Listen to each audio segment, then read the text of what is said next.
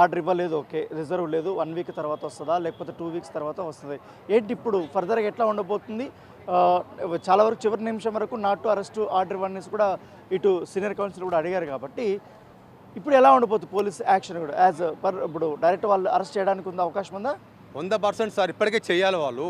Senior council Niranjan Reddy గారు తను ఎంత వాదనలు చేయాలో అంత చేసిండు. కానీ పోక్సో కేసులో మైనర్ అమ్మాయి పైన ఈ విధంగా ఒక కేంద్ర మంత్రి కొడుకై ఉండి ఈ విధంగా అగత్యాలు చేస్తూ ఉంటే పబ్లిక్ కానీ సొసైటీ కానీ ఇటువంటి బిలీవ్ చేయవు కదా.